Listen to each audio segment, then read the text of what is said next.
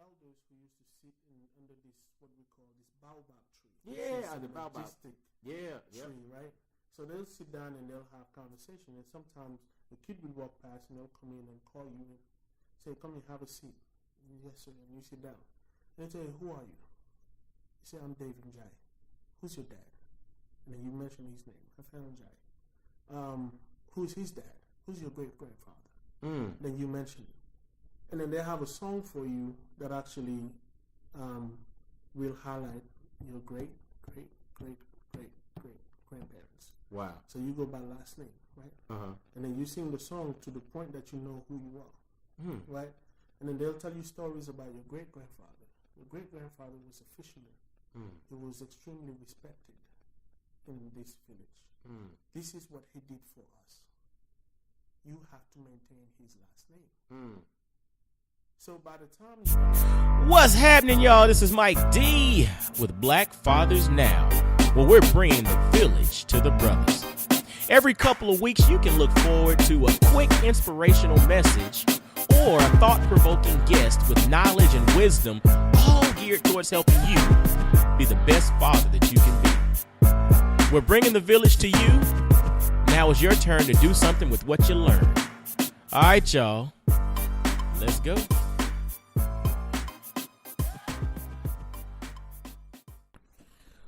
What's going on, fellas? This is Mike D with Black Fathers Now.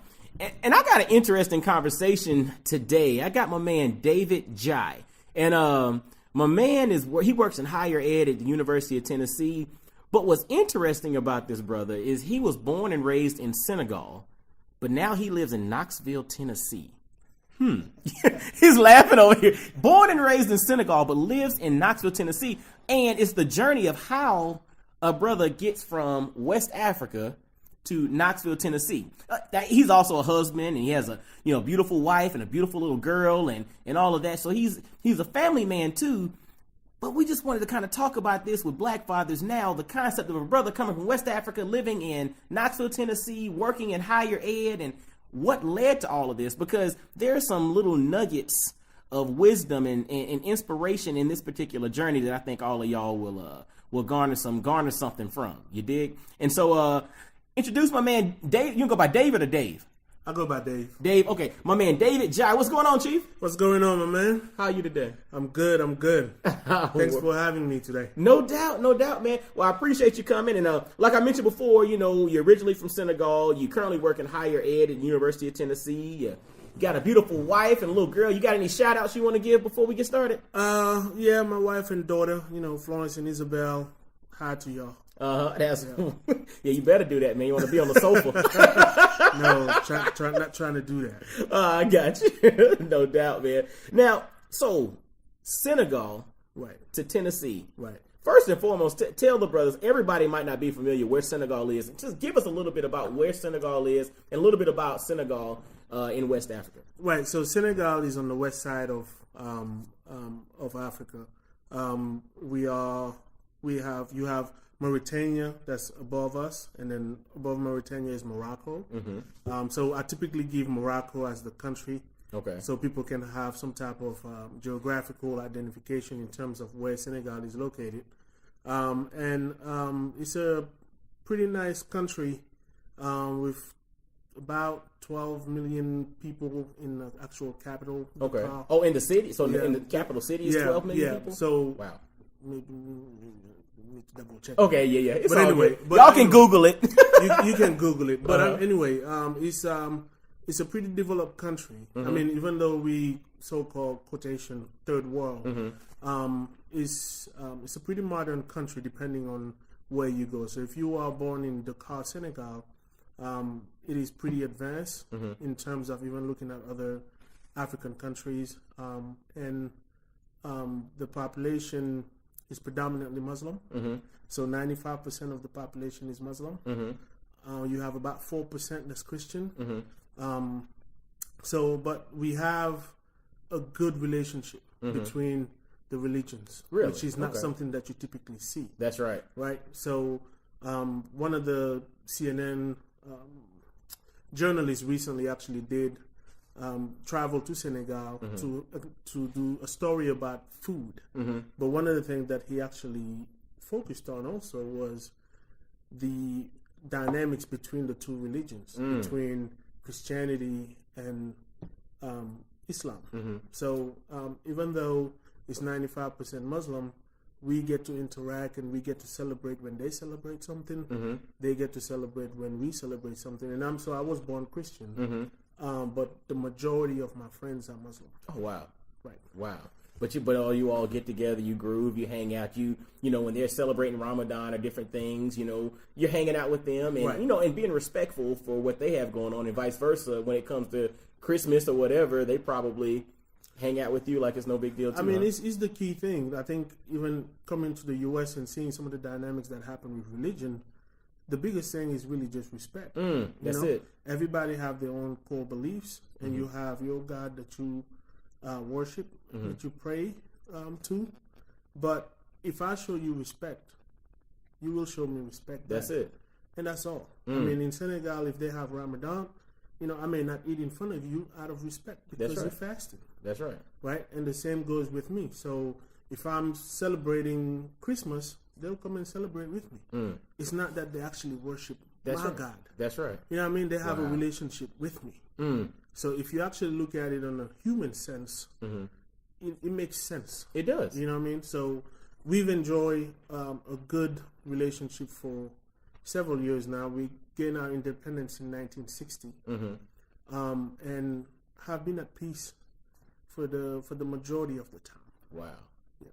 Senegal. And Senegal is definitely on my list. I want to go visit, man. I watched that episode. I think it was Anthony Bourdain. He was the CNN, and he was eating the food and going around. And dude, I was hooked. I really wanted to go. Absolutely, absolutely. So maybe we'll have to hook that up before not too long, and I can get the inside track, right? You're welcome.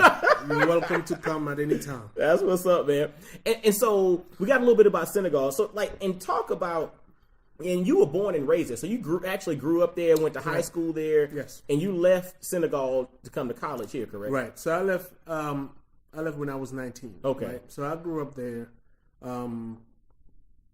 played basketball my entire life. I actually started playing basketball when I was 7. And, you know, went to Catholic schools. That's where I went. And then after graduating, had a conversation with my pops and told him that I want to go overseas. Why? Because I want to play ball. I want to be like Michael. You know? Whoa, hold up. Now, see, this is where I think a lot of brothers are going to be like, hold up. You know, we think things are kind of isolated to us. You know what I'm saying? They think isolated to the United States. You said you want to grow up and you want to play ball like Mike. Right. Michael Jordan, right? Michael Jordan. And in Senegal. Yeah. That's what. Hold on. Let's rewind. How? I mean, was it just television, or what was the inspiration? I mean, was it like commercials, or did he come to Senegal? Like, what was it that inspired? We used this. We watch NBA all the time. Okay. And they used to have. I even forgot what it's called, but it was a top 10 show. No, it was a top 10 of NBA highlights or something that they do every week, and we used to religiously watch that. And then I remember vividly, actually, when I was younger, there will be some NBA games, especially during the playoffs. So we were not living far away from the U.S. Embassy. Okay. Right? So I'll take my TV, which was, had the antenna on it. Okay. And you'll direct it towards the U.S. Embassy. Right? Wow. Right? And then see if you can catch some of the games coming in. The connection was not good, so all I was getting was granulated picture with black and white, right? And then with no sound. So at 3 a.m. Wow, because of time difference. Because of time difference, I'm actually in the living room watching the playoffs. And you have you have the antenna pointed towards the U.S. Embassy to try to get a better signal. Correct. So that Right, because I believe, if I recall correctly, it was Utah playing either Chicago or somebody, but I know it was Utah because I remember Karl Malone vividly. Okay, right. So I will watch that, and then the next day, go to school. Wow. And then I'll play. So in my mind, it was like, I think I'm good enough to make it here. So, and being from overseas, the way you see the U.S. is only through whatever is shown on TV. Wow, that's Right? interesting. So you have this perception of the U.S. that's, if you make it there, you're gonna make it. You know what I mean? All you have to do is actually arrive to the country, and then you're gonna make it, right? You don't see poverty. So that's interesting. So coming from Senegal, you think, and basically, and this is all based on perception, right? And I guess it can be reversed as well, because a lot of the imagery that Correct. gets perpetuated about parts of Africa, a lot of people think that, Africa is just full of poverty and full of this and full of that. But that's just the imagery that's projected. Vice versa, what's portrayed to you all about the U.S. is, if you can make it here, all you got to do is get here, and this is the land of opportunity. Absolutely. Absolutely. Then that's all you see. I mean, you got music videos that you watch, you got movies, you got documentaries that you watch, and there's a certain perception or a certain message that is being sent. And for all the viewers, there's a certain view that you have of the U.S. And after going to school, graduating, I stayed an extra year just to take. I think it was actually an extra month and a half to take English courses. Okay. Just to develop my. Now, is English the primary language in Senegal? No. Okay. Actually, French is. Okay. So, but we have 8 different dialects at home. Okay. Right. And then I only know 2 of them. Okay. Serer is my native tongue. Okay. Of my parents. Okay. Wolof is that's the majority of the Senegalese people speak Wolof. Okay. Right. So if you're in the street, you speak Wolof. When you go to school, you speak French. Okay. And then you are required to take a certain amount of years of English, which is a requirement. And then you have Spanish, German, Italian, Latin, Portuguese, Arabic, and then there's something else that you have to pick from. Okay, but English is a requirement on top of French Right. and your native tongue. So anyone that you see typically from overseas will know at least 2 to 3 languages, Wow. and that's because it is just part of the native tongue in terms of learning additional languages. Wow. But curriculum-wise, they have some requirements in there where you have to learn additional languages. So, in terms of learning the British English is a bit different when you leave that British English to come to South Carolina. That's which is right. where I came from. You're hearing somebody talk in class and you're like, I have no idea what you're talking about. South Carolina and the UK are 2 different things. Completely different. So, I think actually staying an extra year to learn more about American English, because I went to it's an academy that I went to, and it helps. In terms of speaking American English, which is a bit different than UK English. It helps when I arrive here. Now, and so you mentioned coming, and you mentioned, you spoke to your father about coming. Did you have any other friends that also were leaving and coming to the U.S.? Was it like a group of you all, or were you just kind of like the lone guy and most of your buddies stay home to go to school or do what they're going to do after high school? So my direct friends, my close friends, the majority of them were actually at home. Okay. I had a couple that actually went to France to study. I had a couple that used to play basketball with me. They were older that came to the States and that were playing. So when I actually sat down to have a conversation with my pops to let him know that I wanted to come overseas, he just told me do the research and get back to me. So I went online, and at the time, that's when they had the cyber cafes. Okay. And you had to pay a certain amount to have maybe an hour. Okay. So I'll do that, and I'll Google, universities. And I randomly picked, to be honest. Okay. I picked University of Akron, Ohio. Don't know why. Okay. Picked University of Wisconsin. Don't know why. And there was a couple others that I picked and got the information. And they actually sent me application packages. So after having a conversation with my dad, he did not want me to come here and go to a city or state where he did not know anyone. Well, he did not know anybody. He did not know anyone, and I did not know anyone. Gotcha. So we happened to have who I call my big brother, Usman, who was actually living in South Carolina. He used to actually take me to kindergarten school. So back when you were a little kid? Back when I was a little kid. So he used to walk me to school and bring me back. So, and he was a good friend, and his younger brother was really my buddy. Okay. Right, rest in peace, and he passed away. Oh, sorry. So my pops actually talked to him, and they had an agreement that, along with me, that if you need to come to the States, you need to go to South Carolina, stay with him for a minute, and then you can transition somewhere else. Huh. So that's how the journey started. Huh. And taking the plane, coming to... Was that your first time the flying? US. That was my first time flying. Really? So the flight from Senegal to New York to South Carolina. And then New York to South Carolina. It was my first time flying. Now, was it direct from Senegal to New York? Or Yeah, it was 8 hours from Senegal to LaGuardia Airport, and then from LaGuardia Airport to Charlotte. Oh, wow. And then he picked me up from Charlotte, and then we drove to Columbia. Wow. Yeah. First flight. You know, that kind of, it's just, I know this is funny. I'll make a funny on this one. It makes you feel like Coming to America, the movie. Have you seen the movie Coming to America? It just makes you think like, wow, first time on a plane, first time to America, all of these first. And you actually land in LaGuardia, but you weren't in the city of New York, but you end up first time in South Carolina. Right. But it was an exciting journey. If you never traveled before, like I've traveled within the country, right? But you never been overseas. That's right. So as a young cat, that's an exciting time. Yeah, it is. Right. So when the family is emotional and here's my son leaving, you smiling. Like, man, I'm ready to go. I'm ready to go. I'm going to play so much ball. This is going to be so much fun. So it wasn't. I don't think it was, at least from my vantage point, there was nothing sad about the experience. It was more so that, I'm going to get to enjoy, like, this is a new opportunity. And this is something that I've been dreaming of doing, and I've been blessed enough, because not everybody can actually do that. That's right. To apply for a visa, get granted the visa, and then for my parents to be able to pay for a plane ticket for me to actually be able to come here to go to school and see a way of playing ball. Now, it's interesting. So you mentioned that you had the desire to go.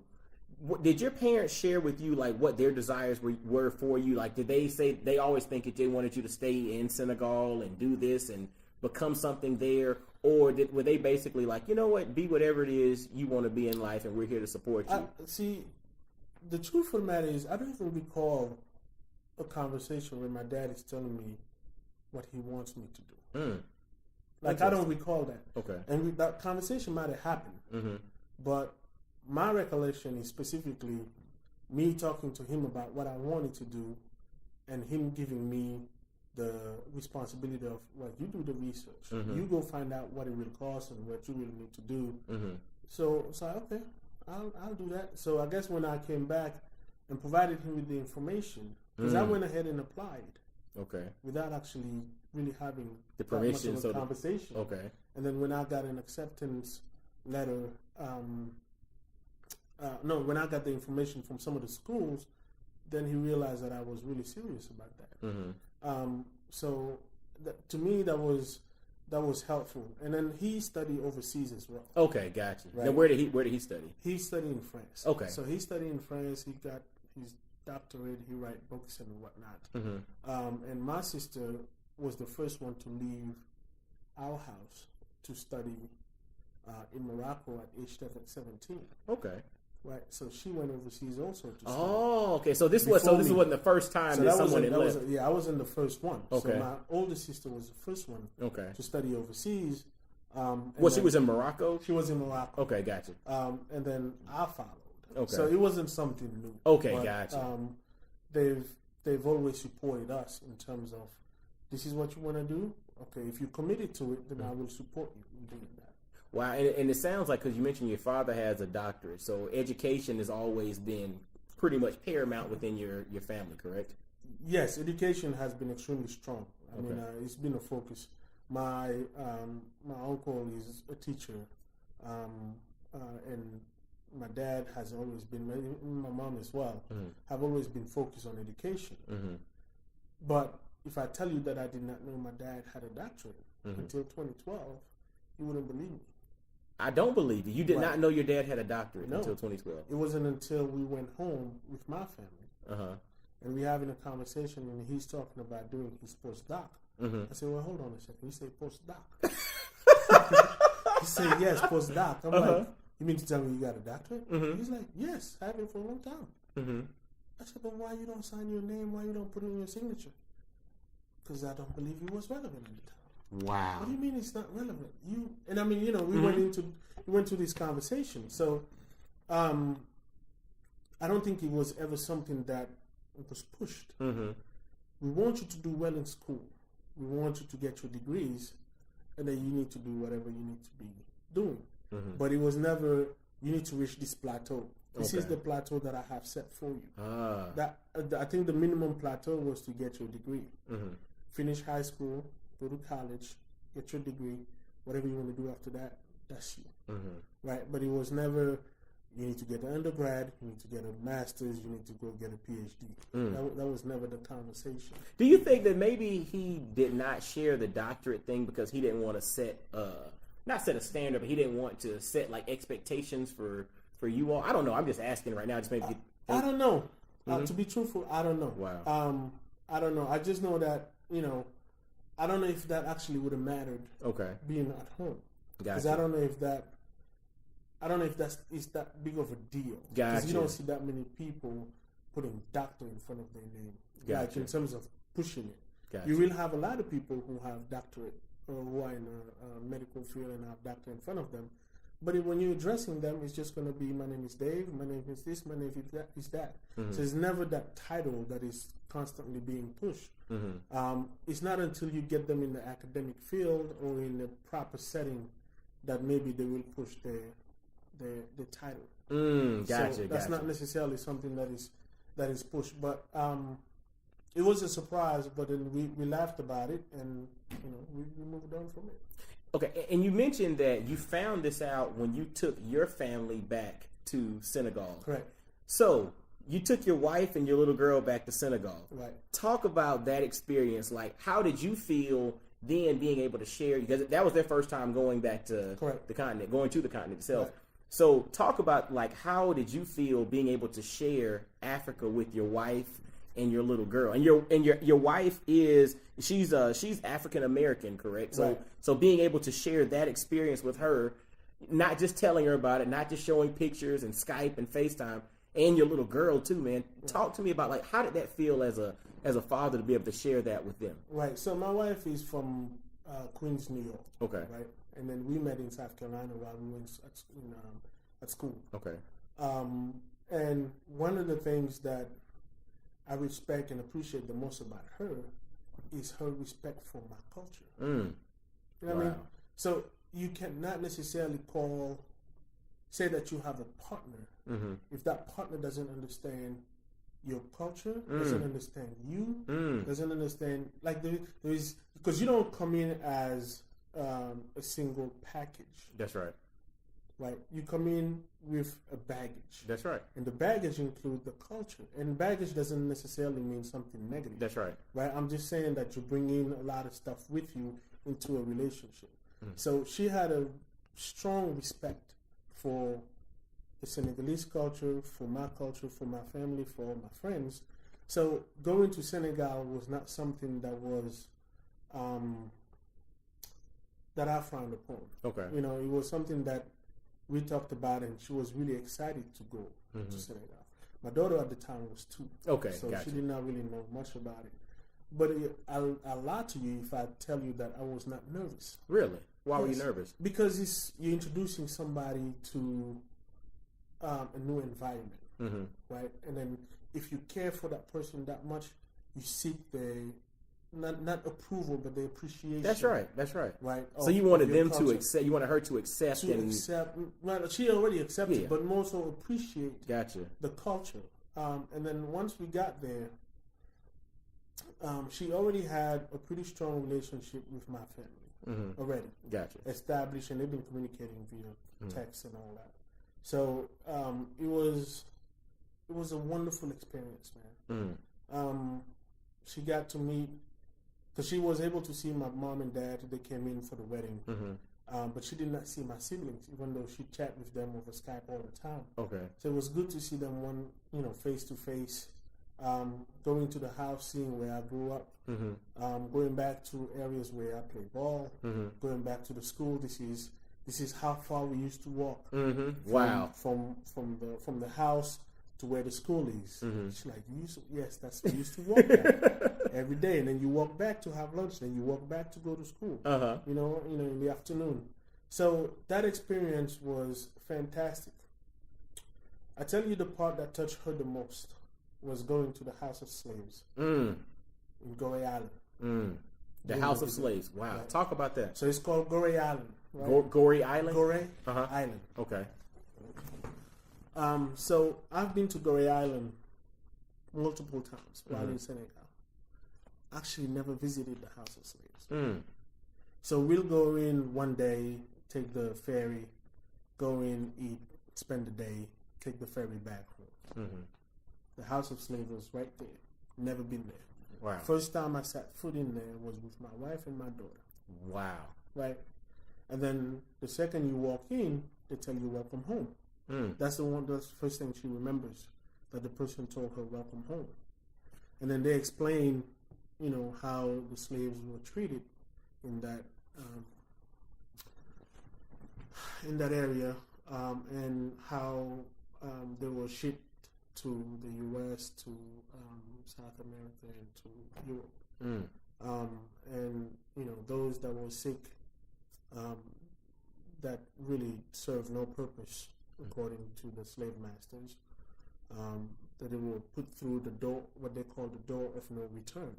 And that door just lead to the ocean. You know, like the sharks in there, and, you know, if you're sick, they'll throw you out there. And anyway, so there were certain things in there that really touched her a lot, and actually me, to be truthful, because that's your first time. Because that's my actually first time, actually. I mean, I've heard the stories, because you know, you follow along, but actually being in there and being in the cell as to where they were,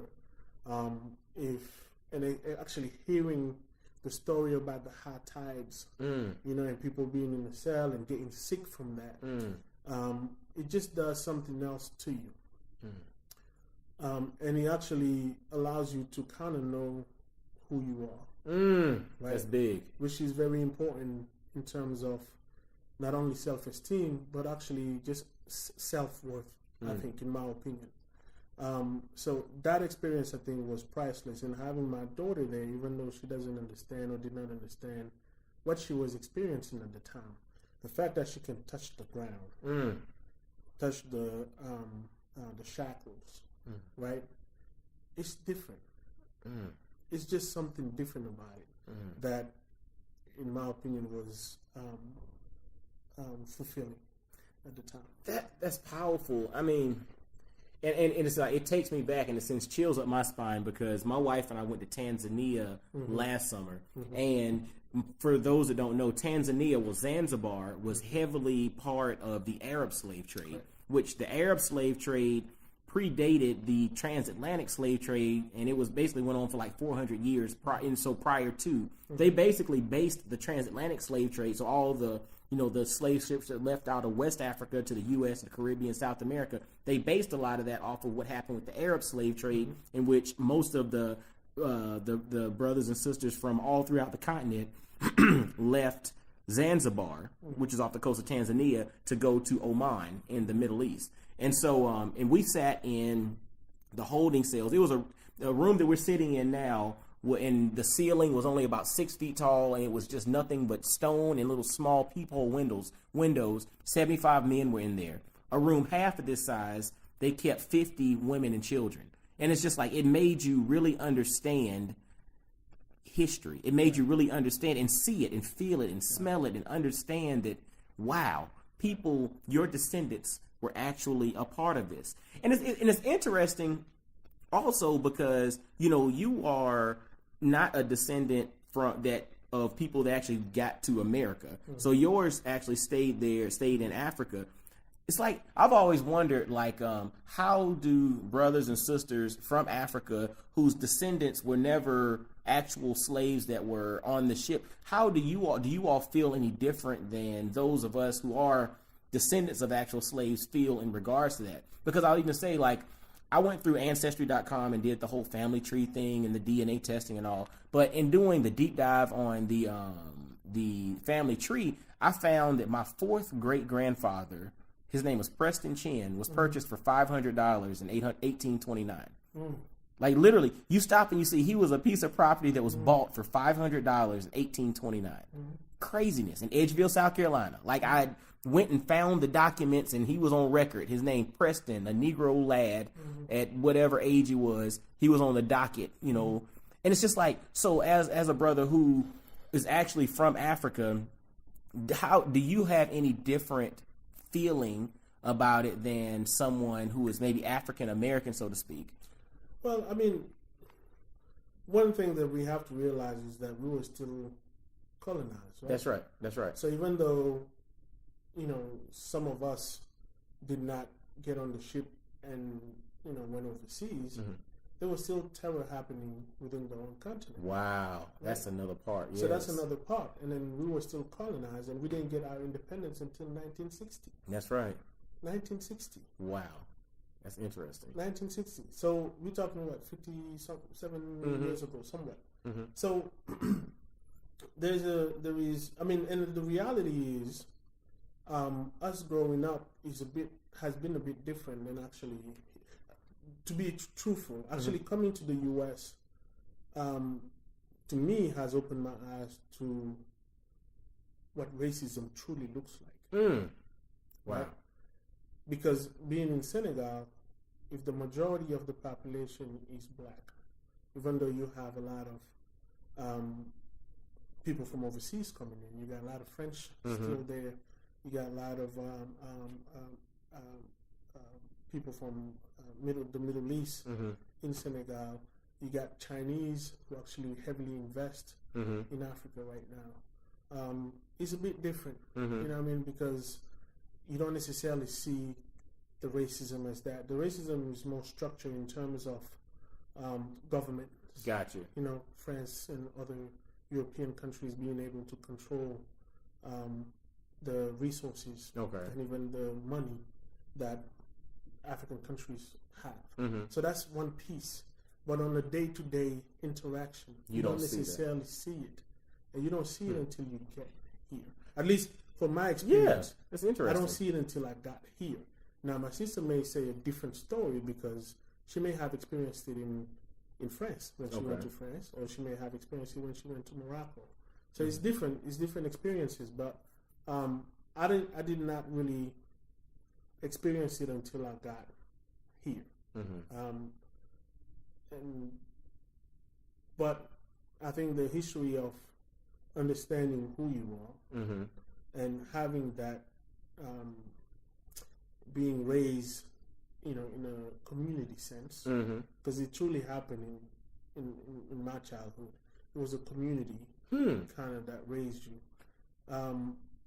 It actually does something to you to the point that you may not be as impacted as someone who was born and raised here who saw it every day. And it's not something to say, well, because you deal with it every time, there's you're weaker than I or something like that. It's just that the experiences are different because of how you were brought up. And it's interesting, and it's cool because the tagline to the podcast is bringing the village to the brothers. So it takes a village to raise a child. The African proverb. But the concept of Black Fathers Now is, we're bringing the village to the brothers. We're using technology via the podcast to bring insight, inspiration, wisdom, experiences to the brothers. And so that's, in essence, the village that we're bringing. And so to your point that you were raised in a community, so to speak, in which there were a lot of people that had a vested interest in you within your community, whereas you come here, you don't quite see the same type of community. Is that kind of what you're getting? Do you not see the same type? Like, for instance, do you, and this can kind of jump into the whole concept of fatherhood itself and raising children and all of that. Do you see the same level of community here that you saw or an experience back home in Senegal growing up? It depends on the families. Okay. Number one. Because there are some families here that I've met that actually have that sense of community. Okay. That are really, really, really tight-knit and strong. what I've experienced in Senegal, if I was to get in trouble, sometimes my pops don't have to talk to me because my uncle will. Right? So my uncle will come in. If I do something wrong in the street, my big brother that I talked to you about, who was in South Carolina, he will, if he sees it, he'll correct me. Right? So you don't have a way to escape. Wow. Right? So if I don't behave a certain way, people in my neighborhood will let me know that I'm not behaving a certain way. And they will address it, and then maybe they'll go talk to my family and say, listen, Dave was doing 1, 2, and 3. I talked to him about it, but wanted you to know. Right? So you have that sense. And the other part of it that I don't think we do enough anymore is I used to hang out a lot with people that were always older than me. And, you know, my pops, even though I grew up in the city, my pops would send me back to the village where we grew up every summer. Right? And I used to be like, I don't want to do that. You know what I mean? I want to stay during the summer. I want to play ball. I want to do this. I want to hang out with my friends. And then he'll send me. So we'll go in, and my cousins still stay there. So 5 a.m. we'll wake up, right? Get everything on top of the horse or the donkey, and then we go into the farm. Wow. To work on the farm. Wow. You know, and then you work on the farm all day. When you're done at lunchtime, you grab yourself a new nice fish, you grill it on wood right there. So you catch your own fish. You catch your own fish, you grill it, you eat it, and then you go back to working. And then that's discipline. That is discipline. And that's also appreciation of what the earth is actually providing to you. Wow, that right? is. So you get that, and you'll eat, and you actually celebrate as a family. But then also you have elders who used to sit under this, what we call this baobab tree. Yeah, the baobab. Majestic tree, right? So they'll sit down and they'll have conversation, and sometimes the kid will walk past and they'll come in and call you and say, come here, have a seat. Yes, sir. And you sit down. And they tell you, who are you? You say, I'm Dave Ndiaye. Who's your dad? And then you mention his name, Rafael Ndiaye. Who's his dad? Who's your great-grandfather? Then you mention it. And then they have a song for you that actually will highlight your great-great-great-great-grandparents. Wow. So you go by last name, right? And then you sing the song to the point that you know who you are, right? And then they'll tell you stories about your great-grandfather. Your great-grandfather was a fisherman. He was extremely respected in this village. This is what he did for us. You have to maintain his last name. So by the time you finish, you have a certain sense of pride that you have because you have people that are way older than you that's been telling you about who you were named after and what they have done for them and the entire story about their life. So if I have to behave a certain way, I have to keep in mind, my last name. Because if I mess up, they're not going to say Dave did this. That's culturally everywhere in Senegal. If you mess up, they're going to say the son of such and such did this. So it's the honor. Right. So you have to behave a certain way. So you're just not carrying your name, your individual self. You're carrying your family's name. You're carrying your parents. You're carrying your cousins. You're carrying your friends. And if you mess up or if you do something that you're not supposed to do, they will say the son of such and such did not, blah, blah, blah. And that's typically how it happens. Wow. So it's basically, I think Dame Dash was saying, and he was talking about hustle, but he said, I don't hustle for my first name, I hustle for my last name. Right. And so from your perspective of I'm respectful, yes, I'm respectful to honor myself, but more importantly, I'm respectful to all those that have come before me. Yes. I'm acting in a way that holds respect. So when they hear the name Ndiaye, right, they know that all right, your great grandfather, he was a cool guy, man. Right. He did some good stuff for us. You have to uphold this. And there is no way you can actually think that you made it so far, that I made it so far, just by my own doing. That's right. Oh my goodness. Like there is absolutely no way. You have so many people who pour into you, right, and have so much value in what you do, and actually that they see in you. Mm-hmm. That there is, like, you don't have anything but encouragement. Even though times may be hard, even though, being here and not necessarily having the entire family here, even though I have my big brother here. But you don't have your brothers, you don't have your sister, you don't have your mom, you don't have your dad. It can be hard sometimes. But if you think about everybody that has touched your life, that's right, in a certain way, and sometimes it's strangers that we don't know, right? Coming to the States, maybe somebody who comes to you today and say, hey, I know it's Christmas and you're an international student, you're going to be here by yourself. Why don't you come to my house? We got a meal for you. That person was there for that moment, for that purpose. And then they leave. They don't even think about it. But to this day, that's a moment that touched you. Because that was the purpose that they had in your life. In my life, to serve. So we all are doing the same thing, touching people left and right, but not necessarily realizing that there was a purpose there. That's Even right. though it might seem benign, it is still something that will impact the individual. So I appreciate it, and still do to this day, every single person that have ever touched my life. One of the things that I always tell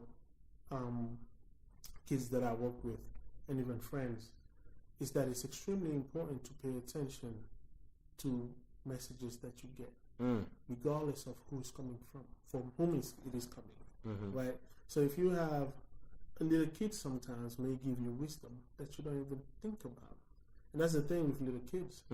They may just, you may have a situation and you say something, and they'll say, "Well, Daddy, why don't you do that?" And you go, "What do you mean, why don't you do that? You say you want to do it, then why don't you do it?" And you go, "Well, why don't I do it?"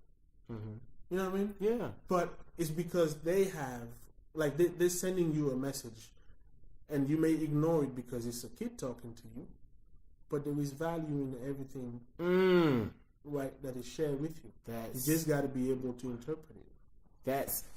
Fellas, I hope y'all paid attention to that. Pay attention to the messages being sent to you, no matter who they're coming from. Sometimes we get so caught up in the messenger that we miss out on the message. And there are people that are going to touch your life. And, Dave mentioned the whole benefit and the beauty of growing up with a true community. He grew up in the true village, literally and figuratively. He grew up with the village, but the benefit of the village and how understanding who you are, not just your name, not just, your first and last name, but who you are, meaning who are your parents, your grandparents, your great-grandparents, the value and the benefit of that and how they impacted society and how that gives you a sense of pride and knowing who you are, how that is so valuable. But then one thing that he highlighted there, and I hope you all caught it, was that, he's here and a lot of his family and his village is back home. But you, in essence, build your own village wherever you are, because those folks that you interact with, whether it be for one particular time as an international student, somebody providing a meal for you, or, somebody, spending time with you over here, or somebody stepping in when needed, those are all moments that represent your village. So, fellas, don't miss out on opportunities. Don't bypass the message because you don't want to groove with the messenger. Correct. Be open to that. I mean, Dave, I don't want to keep you too much longer, brother, but we can talk all day, and we might have to do this again. So when it comes to fatherhood, right, you're a father of a beautiful little girl, you're a husband, you're a brother who grew up in Senegal, but you've been here in the U.S. for a while in higher ed and various degrees and, doing your thing and moving up the ladder there. When it comes to fatherhood, thinking about some of the lessons learned from growing up and kind of mismatching that with, your experiences here, what are some things that you think some of the brothers can take? Because this is Black Fathers Now, right? So it's about what can we apply right now as Black fathers, and maybe some note of wisdom, something to go on that the brothers can take with them to apply right now to be a better version of themselves. What's something that you'd like to leave with the brothers? I do realize that not everybody doesn't have the same situation, right? in terms of family and even kids. I'm lucky enough to have a good relationship, actually fantastic relationship with my wife, and wonderful relationship with my daughter. But one of the things that I can't even put it into words is like having a daughter to me has been the greatest gift in my life. So the first child that I was supposed to have was supposed to be born on my birthday, right? And then we lost it. And after that, every time we got pregnant, I would say, yeah, celebrate, but not truly 100% commit to it. Because I feel like if something happened, then I won't be really hurt, right? And then Isabel came in. And she'll arrive 6 weeks early. She spent a month in the NICU. But if you see her today, you would not think that she actually had experienced that. Wow. The one thing that I can say is that, at least from my vantage point, you have to be committed to your kid, right? The kids always look at us as example. The kids may not listen to everything that you do, but they watch you. They see every little things that you do. They see where you put your commitment. Like, we work hard. We work extra hours. But you have to make time to play with your child, regardless of what it is. I have a daughter. If she want to play with her dolls, dang it, we're going to play with her dolls. Right? So if we're sitting in the living room and she said, well, this is my doll and you're going to be the daddy over there, I said, sure. Give me my doll, then I'll be the daddy. And then we play. You know what I mean? Because it's a relationship that you're building. That's and right. she has to be able to trust and see that you actually put value into stuff that she likes. Right? Or what if you have a boy, it will be stuff that he likes. We don't typically know where to start as fathers. That's right. I don't think there is a father or mother who have their child for the first time and realize this is how it's supposed to be done. You live and you learn. That's right. Every experience is a learning experience, regardless of negative or positive. There is something to be learned in that situation. But you also have people who have done it. That's right. So, we have a lot of pride where I'm not going to call you, Mike, because I don't want you to think that I don't know what I'm doing. But you have 2 kids. And if I don't have one, and I'm about to have one, it's okay to call you and say, hey, man, what are some of the things that I need to pay attention to? That's right. Like, what should I expect with my child, my unborn? How can I prepare? Do I need to talk about college savings right now? Do I need to, you know what I mean? So there's certain things that we have to take our pride aside, which I always say, once you get married, you take your pride and put it aside. Yeah, that's gone anyway. Yeah, Ain't no point. Anyway, Ain't no point. Ain't no point in having pride no more. Yeah. So it's making sure that you actually are able to put your pride aside and seek the wisdom and the assistance from people who actually have done it. Because that's the reason why they're there. They've done it and they have the resources. Ask them the question, let them help you, and then you pave your own way. Just by you asking doesn't mean that you have to follow their footsteps. That's what worked for them. That's right. But it will give you insight on what may work for you. So just ask the question and then figure out how you can apply that information into your own reality and then move forward with that. Fellas, put your pride aside. Spend time with your babies. Learn. Realize it ain't going to be perfect. But guess what? It's not been perfect for any of us. None. But realize that they are all blessings. So therefore, we need to treat them as such and be a blessing to them, because they don't always do what they're told, but they will just about always watch and probably repeat what they see. All right. So, fellas, we have to say a big thank you to my man Dave Ndiaye for coming on, man. I appreciate you, brother, for sharing your story and imparting some wisdom on the brothers, man, and kind of giving us a glimpse into you, into Senegal, into married life, and being a father, and culture, and all the good stuff, man. Really appreciate you, man, and shout out to you, man. You just keep doing the good work, man, because your story is going to impact a lot of folks, man. I really appreciate you for taking time. Mike, I appreciate you having me. I think it was meant to be for us to to cross paths. I've seen you a couple of times, but did not really chat. And I think it was at the last event that we actually connected. And I'm happy to share my story. I'm happy to listen to the podcast and listen to everybody else's story. Just hope that people will receive it and take whatever they're supposed to take out of it. They will. They will. And fellas, most definitely, man, as always, follow Black Fathers Now on Instagram, Twitter, Facebook. Visit blackfathersnow.com. Subscribe via iTunes, Stitcher, Google Play, TuneIn, iHeartRadio. Anywhere you listen to podcasts, check it out. Leave some ratings. Give us a shout out. Share it with your friends and family. Anybody that you know that's from Africa, that's been to Africa, that's interested in going to Africa, share this with them too. Let them, maybe Senegal will be their jump off spot on the continent. Dave's like, yes, sir, that's the spot to go. But hey, and this episode has also been brought to you by blackfamilyapparel.com. Visit blackfamilyapparel.com where you can grab some awesome apparel that celebrates the nuances of the black family. And y'all, until next time, y'all be blessed, well, and wise. And I'll holler at you. Peace. Yo, fellas, I hope you enjoyed today's episode.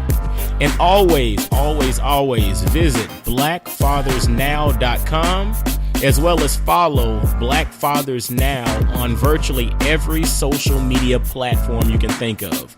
Instagram, Facebook, Twitter, everywhere. Just follow us and engage with us, man. Look forward to hearing from you. And I guess until next time, I'll holler at you. Peace.